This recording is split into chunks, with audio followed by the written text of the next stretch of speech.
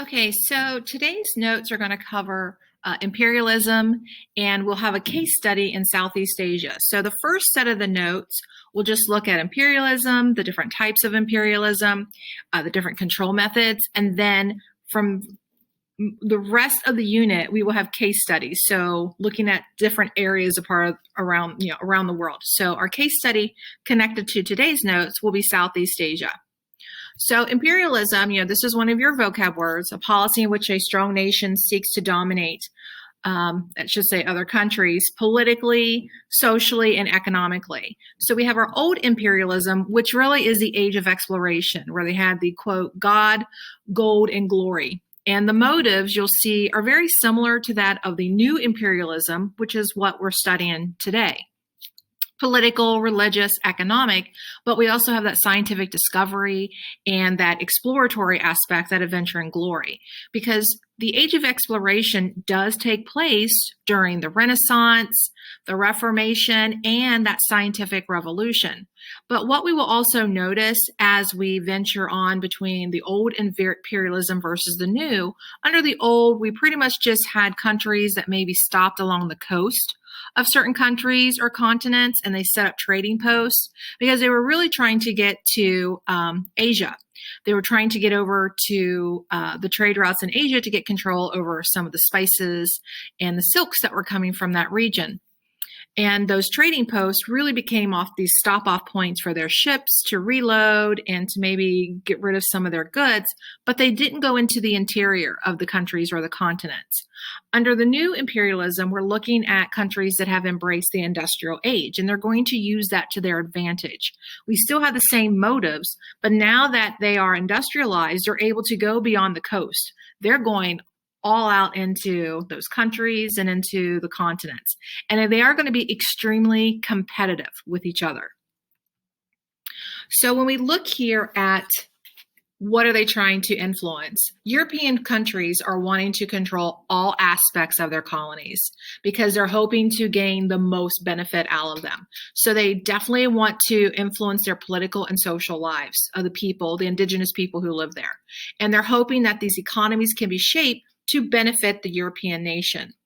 And they believe, to make this an easier process, that the indigenous people will have to adopt to their culture and their customs. They have to embrace whatever that European nation's culture and customs are. And if it's the US, we're going to expect them to do the same.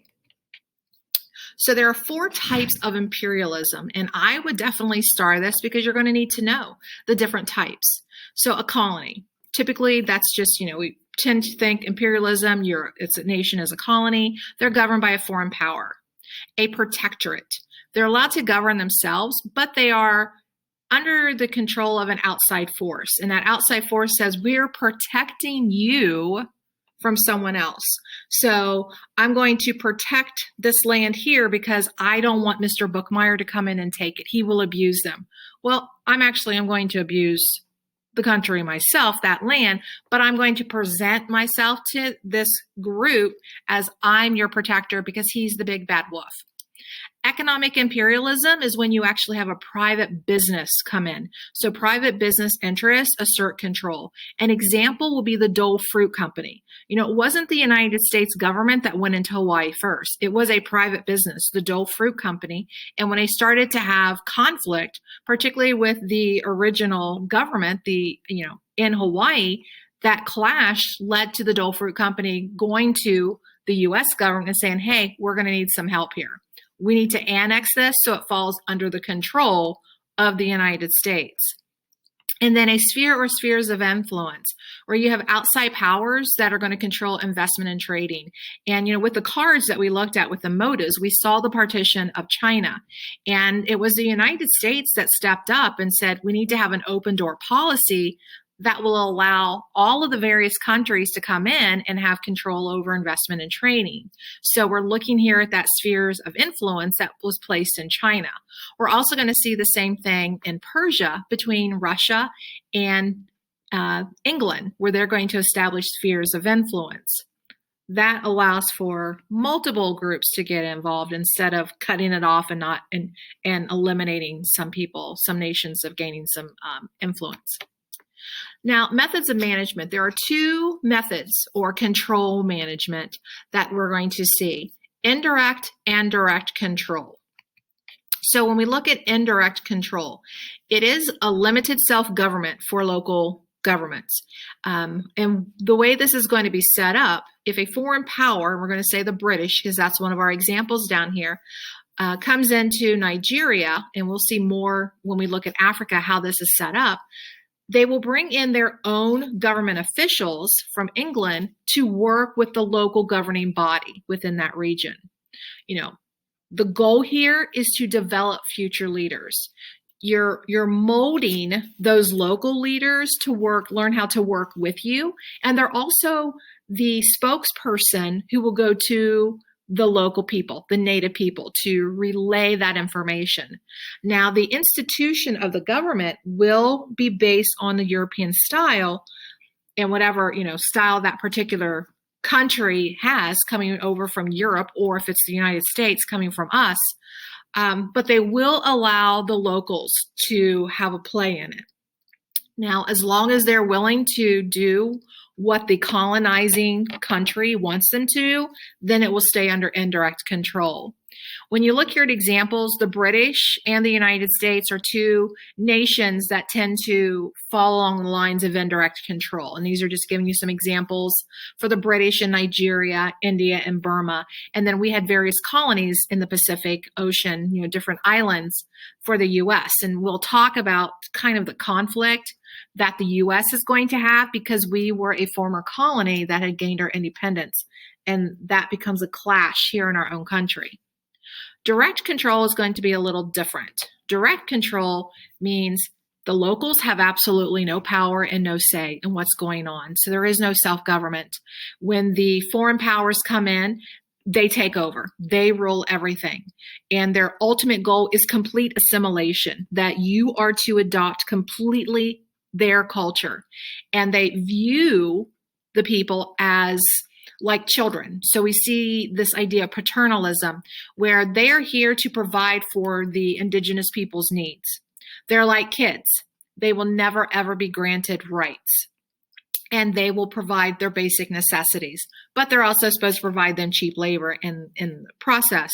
But they will provide their basic necessities. They will not teach them how to grow in this environment. They will not teach them how to function when that nation has to leave one day. And the government, how they will structure this government, will be strictly based on that European nation that has come in to take over that region. Examples will be the French and the Germans, the French in Somaliland and in Vietnam, and that actually we'll see is called Indochina. And then German colonies, an example of one of the German colonies would be German East Africa. And I believe in the picture that we had Cameroon for a German colony.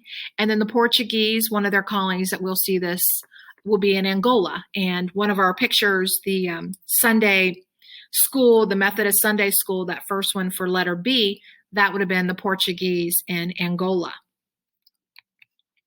So let's look at this case study and, exactly why are they wanting control over Southeast Asia? Well, when we look at Southeast Asia, and here's our map showing us these regions. So we have Indonesia, which would be controlled by the Dutch.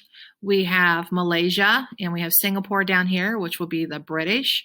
Here we have Indochina, and I have to swirl it around a little bit. That will be controlled by the French. We have Siam. It says Thailand here, present-day Thailand, but Siam, they will actually be able to remain independent. And then you have Burma, right here, which will be controlled by the British. And then this red, the Philippines, that will become part of the United States. But when you look at why is anyone venturing into this part of the world? Well, they've been venturing into this part of the world since the old imperialism, the age of exploration. And if you recall the commercial revolution and those wars, there was a lot of conflict going back and forth over the control of trade. So there is a high demand for the products that are coming out of these Asian countries. And the Western imperialists are trying to control them. I mean, the Dutch have been here in Indonesia for quite some time, and they are going to fight tooth and nail in order to maintain control. I mean, back in the commercial revolution, one of the wars was called the Nutmeg Wars, and they are literally fighting over who's going to control the trade of nutmeg because it was such a highly prized commodity in the West. So Europeans invade the Pacific Rim, and these are the lands of Southeast Asia that border along the Pacific Ocean. And so we do have the Dutch and the British and the French and the Germans, and they're all going to claim part of the Pacific Rim. And you see here that, and I'd mentioned that they've been here for quite some time, so we do have those trading posts that we tend to see under the old imperialism. But they also discovered that this is land that is perfect for plantation agriculture. And being from the United States, we definitely know that when we start to hear the word plantation agriculture, that's also going to bring in slavery and harsh treatment of the people working within that environment.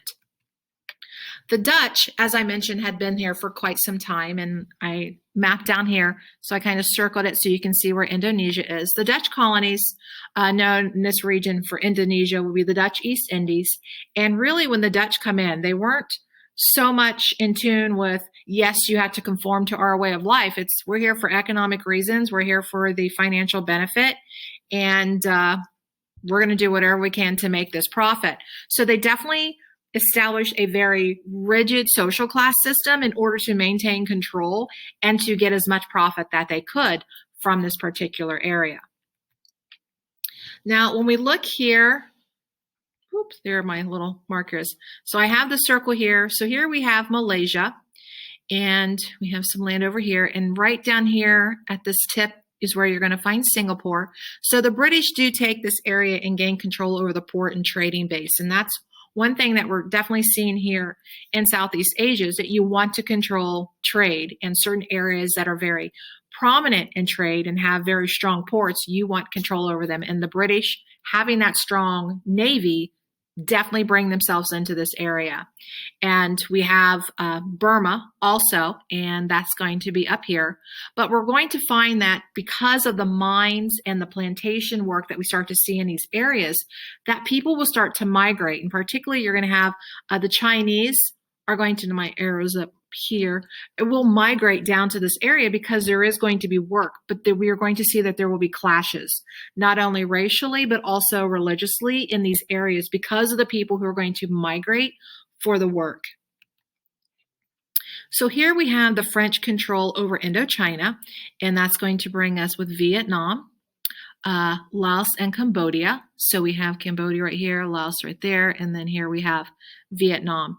And with the French, we know that they're going to rule directly, and it is no local people have a voice. It is the French coming in, it's their way, or it's the highway. And one of the things that the French will do is that they will focus on cash crops. So when we look at communities or colonies that are growing cash crops, that is just something not to benefit the indigenous people of the area. It's to sell. It's to export and sell it to other countries. And in some instances, we're going to see tobacco and rice. And you know what? We can't eat those items. But here, they're actually growing food, rice. They're going to use rice as a cash crop. And the people are, growing rice, but the government, the French, are going to take this product and they're going to export it. They're going to sell it to other countries, to other parts of the world. Yet you're looking at starvation and famine here in Vietnam, in French Indochina.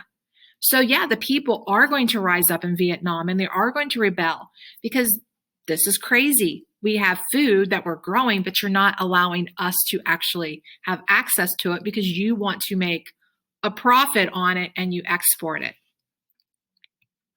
The colonial impact, and one of the things I'm going to point out that, here we see the colonial impact in Southeast Asia. And as we look at Africa and we look in India and we look in China and we look in Japan, we're going to see a lot of similarities. we're going to see that the modernization that takes place in that colony, and when we look at social Darwinism, they say, well, this is supposed to benefit. We're trying to civilize and bring them out of the dark ages. No, it is designed to help the European businesses that are there. It is to make it easier for them to excel. We will see that they will bring changes to the health and education system and sanitation. So we will see improvements in that area. So when you look at colonial impact, you're going to see positives and you are also going to see negatives. But as you view those positive and negative, you have to look from the perspective or the standpoint from the group that's doing the colonizing or the group that is being colonized. So when we see these improvements in education, health, and sanitation, well, that's great if they're taught how to continue with those improvements and how you can advance those areas to help your community.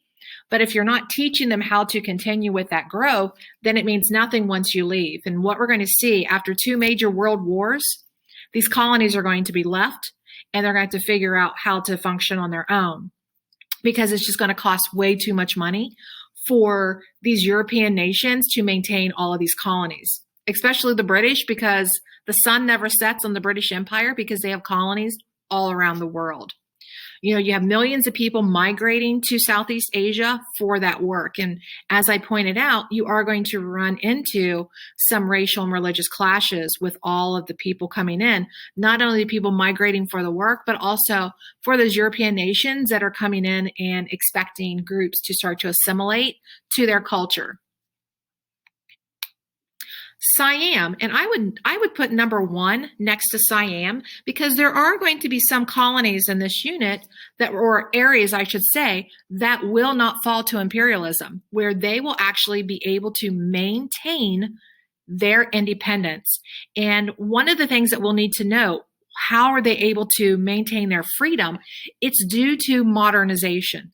Some will take, the sense of we need to make these changements so we can look like those European powers and they won't want to take us over. And others are going to say, no, I want weapons, because when we go to war, I want to be able to defend myself and be able to win. So when we look at Siam, and Siam is present-day Thailand, and get my arrow going here. So we're looking at Siam right here. And one of the things that's going to work to their benefit is their location, because they are surrounded by the French over here with Indochina, and then they are surrounded on the other side by Burma, which has belonged to the British. Now, the British and the French both want Siam, but in order for them to gain control over Siam, they have to be willing to go to war with each other. And remember, the French and the British are not on the best of terms.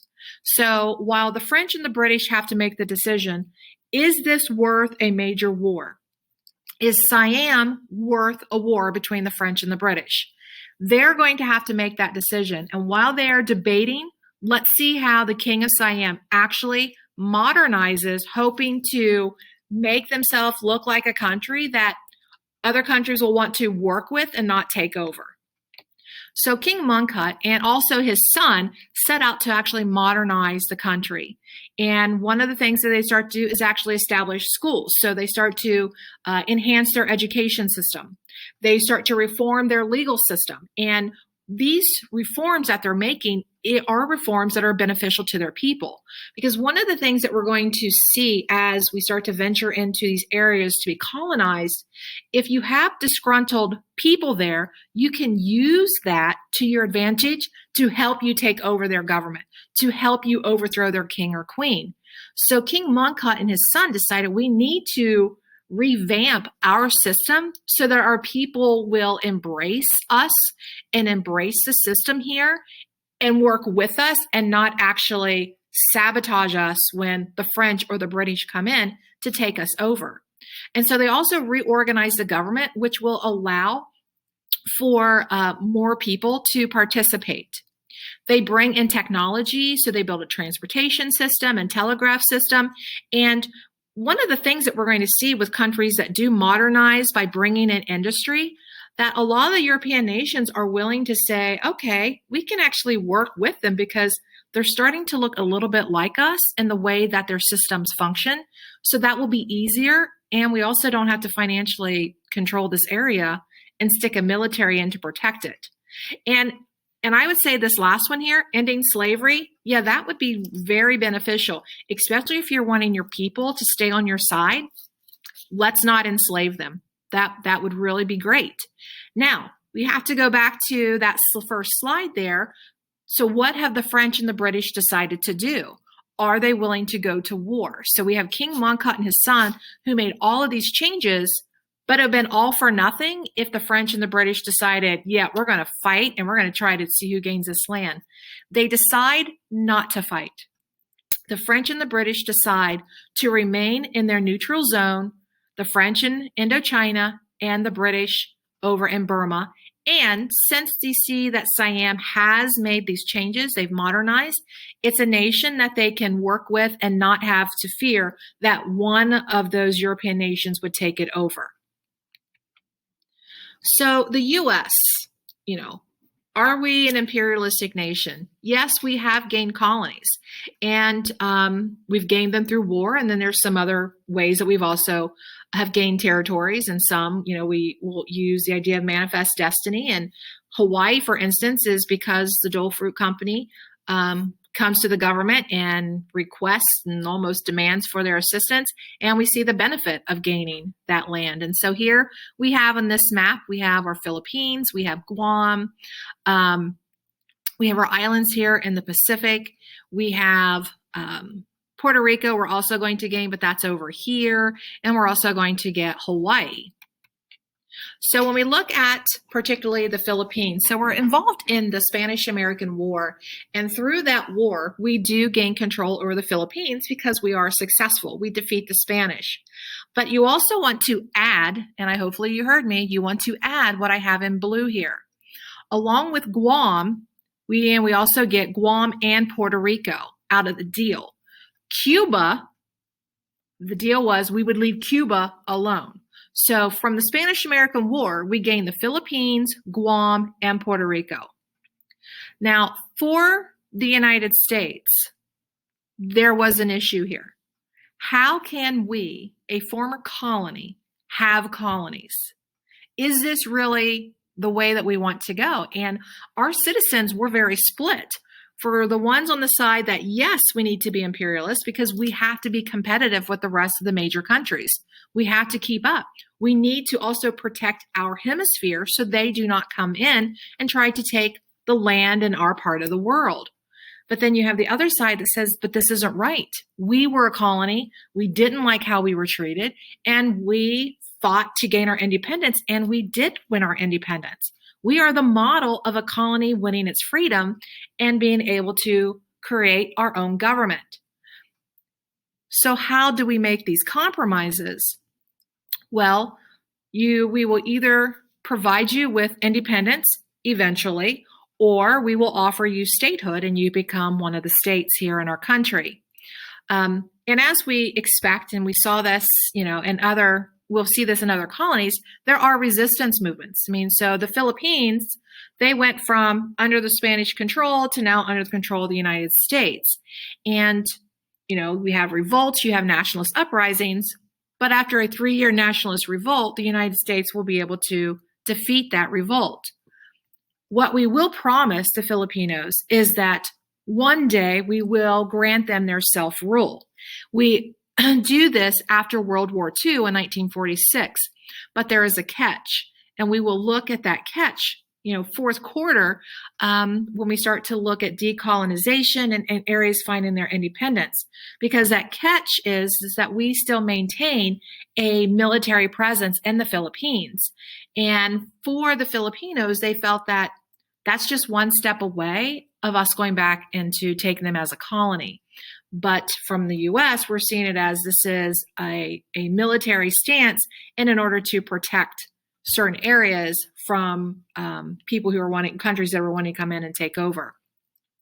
Unfortunately, in the Philippines, we also use the concept of cash crops. And when you have cash crops, you are going to have food shortages, and you're also going to deal with famine and starvation. Hawaii, sugarcane plantations, are very profitable. in Hawaii. By the mid-1800s, sugar accounts for 75% of Hawaii's wealth.